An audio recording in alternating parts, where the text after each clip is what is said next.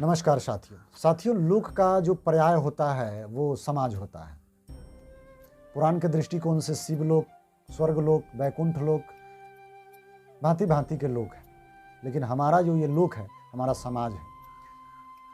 लोक समाज की सुर संध्या बनकर हमारे बीच माँ शारदा सिन्हा जी के साथ साथ दीदी मैथिली ठाकुर भी आई। लोक प्रतिष्ठा की पुनर्स्थापना पर वो मधुर मधुर शंखनाद करती रहती है।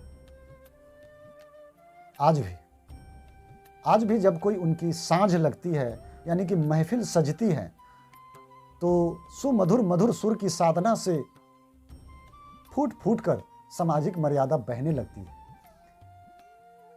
साड़ी, सूट, सलवार, मतलब भारतीय संस्कृति की जो परिधान है, जो वस्त्र है, वो उसे धारण करती है। इसे हम लोक गायिका कह सकते हैं। इसमें कहीं से लेस मात्र भी संशय की कोई बात नहीं।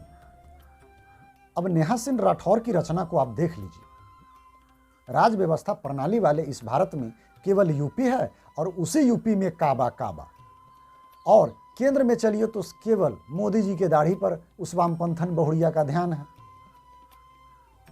उसकी गायकी को, उसकी रचना को आप गौर से देखिए, वो अंध विरोधी है।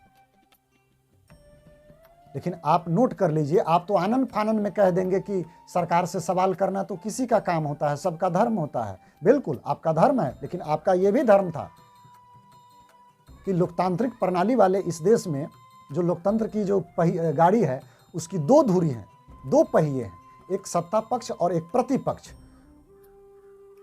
केवल एक ही पहिए पर ध्यान देंगे कैसे होगा? एक पहिए के जरिए क्या हम देश को, समाज को आगे लेकर जा सकते हैं? कदापि नहीं लेकर जा सकते हैं। हम प्रतिपक्ष के चाल चलन पर भी अपनी निगाहें को जमा कर रखेंगे। हम अपनी निगहबानी करेंगे दोनों तरफ, दोनों पहियों पर, चाहे वो सत्ता पक्ष हो, चाहे वो प्रतिपक्ष हो। अंधविरोध किसी भी समाज को, किसी भी बात विषय को लेकर डूब जाने में माहिर होता है। और हिंदुस्तान का दिमाग ऐसे ही खराब नहीं हुआ है।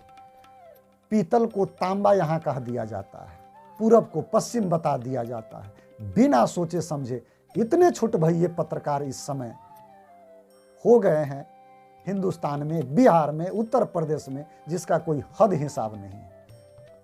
चलिए देखते हैं आगे क्या होता है, लेकिन सावधान रहें, सुरक्षित रहें। कर्म और आचरण के लिहाज से संज्ञा का स्थानांतरण करते जाएं, बिल्कुल उचित होगा। जय श्री राम।